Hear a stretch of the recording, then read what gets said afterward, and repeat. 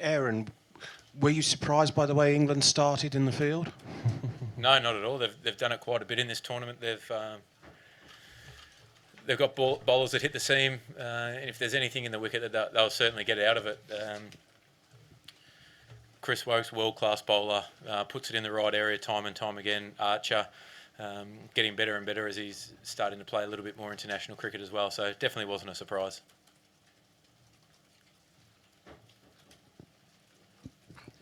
Aaron, now we've seen twice in 2 days, once the top order goes with a lot of teams, that middle order just doesn't seem to be strong enough unless you're England.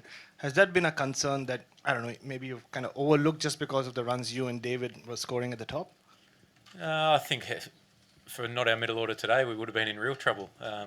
We still managed to get 230 odd. I think the way that Steve and Alex formed that partnership and managed to really drag us back into the game after a tough start was really important. I think the way that they managed to soak up pressure and then slowly start to transfer a bit more pressure back onto England before we sort of lost our way again. It was a bit of a frantic start, 3 for in the power play, then a really good partnership, and then a couple of quick wickets again, which always sets you back a little bit. And I think a lot of teams have been in a similar boat. I think most of the time opening the batting's been the easiest place. So not to be today for myself and Dave and Pete there at number 4. It was tough conditions at the start. England bowled very well. We just needed to find a way through that period to really set a platform for the middle overs. Aaron, where would you say the match was won and lost today? Was it because of the way you started with the battle? Would you say it was because of how Jason and Johnny set the tone for England up top? Oh, definitely in the first 10 overs of the game.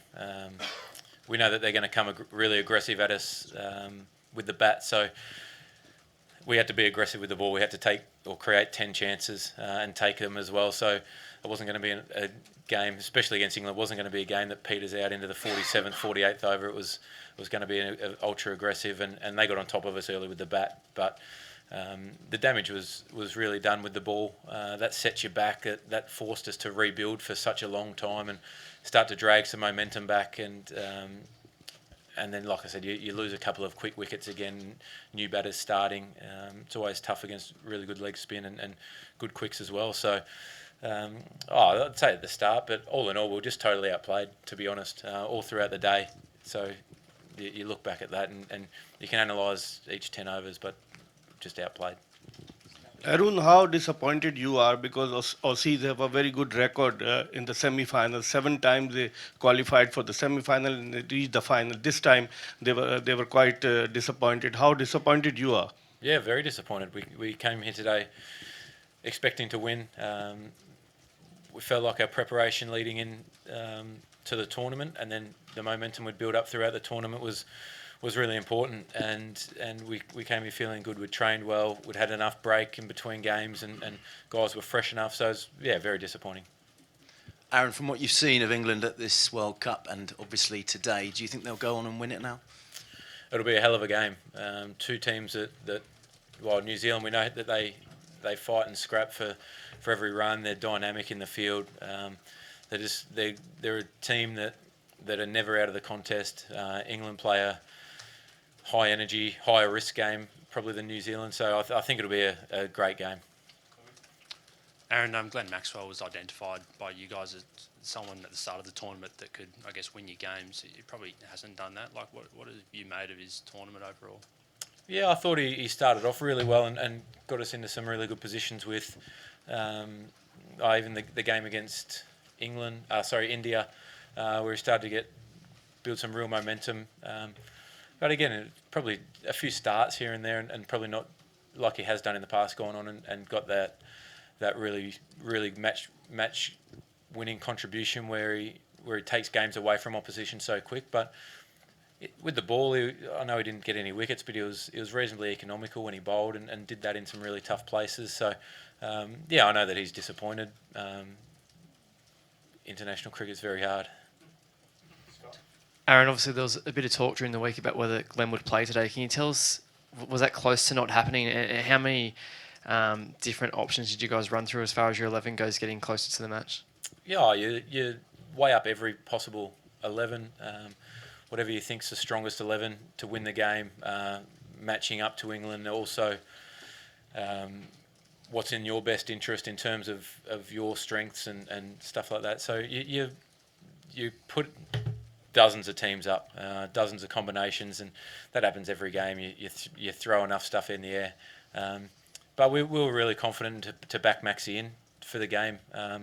He was, like I said yesterday, he's such a dynamic player that, and brings three skill sets to the table that are really hard to ignore at times as a player. And we've seen how damaging and how much of a match winner he can be in the past. And we saw in the last World Cup the impact that he had in big games. So it just wasn't to be today. And it's not just that. It was our senior guys, myself, Davey, we didn't get going. Starkey didn't get going. Paddy Cummins, guys that you expect to stand up in big games, we were just outplayed. Aaron, over here.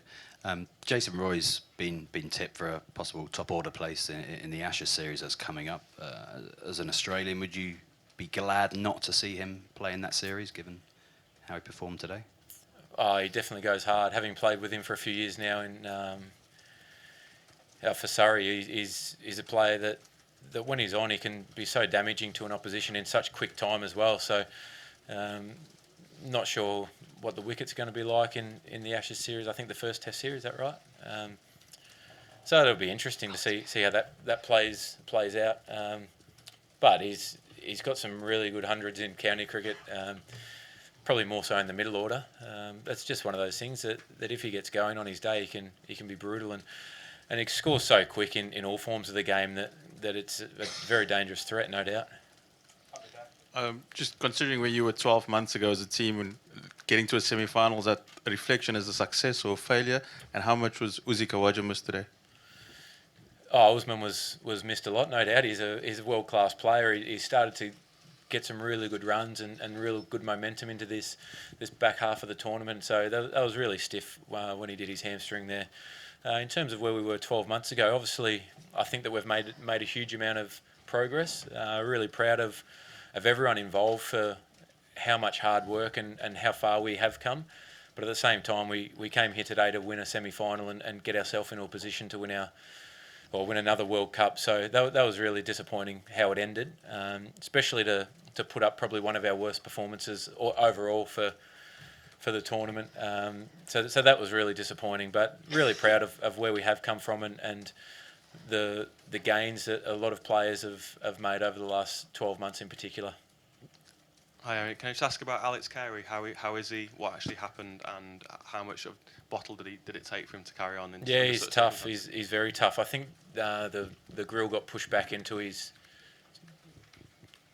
The ball got pushed back through the grill. He had 7 or 8 stitches in his jaw there, and he was a bit sore on the other side. But apparently, he looks all clear for any clinical test for fracture or anything like that. So he's very tough. It'd take a bit more than that to get him out of a game, and he did a fantastic job today as well. He was a part of a really good partnership with Steve there to get us to a half competitive total. Aaron, what did you make of the atmosphere here today? Did it have any sort of detrimental effect on you guys, and is it something that maybe Australia have got to be a bit more mindful of in the rest of the summer? No, I think you always expect that when you turn up here. The Hollies out there are always loud. It's a great place to play cricket. I know it sounds a bit stupid after we've just lost and we don't have a great record here, but it is a great place to play. The atmosphere, they appreciate good cricket as well as obviously supporting England heavily, but they do appreciate good cricket. So it's great fun playing here. It's no doubt throughout the Ashes series it's going to be loud as well wherever you go. Last couple, Sam. Aaron, we saw England 4 years ago after they got knocked out of the World Cup sort of strip everything back and spend 4 years building. Do you think that's now the template? Would that be a strategy that you guys look at to say, right, a clean slate and it'll all be about 2023? Oh, I think that after a World Cup you always start looking and you have one eye towards the next one. I think that as a management, senior players, I'm sure that over the next, I'm not sure when our next one day is, to be fair. Over the next couple of months or so, we'll sit down and start talking about that and start planning how we think that we can best plan and prepare and improve over the next 4 years to get us to go 2 steps further. I think that every team would do that. You start looking at what you can improve most, areas that you can identify that you need some work to be done, and that'll happen, no doubt. That happens naturally with players when you're talking about the game and trying to find ways to improve. But as a coaching staff, as a management, that'll be really important as well, that everyone gets on the same page and everyone pulls in the same direction, which is what we've done. We've been really lucky. Everyone's bought into the way that we've played, and it's unfortunate we've just come up short.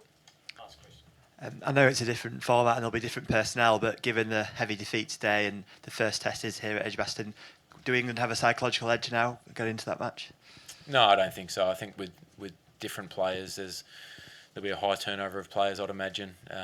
In terms of the squad, I think there's going to be 16 picked for the Ashes, so there'll be maybe not a high, half players maybe turned over. So I don't think that guys carry too much baggage when you're going between formats. I think if we rolled up and played a one-day tomorrow, there might be a few scars there, but in terms of the test, I don't think so.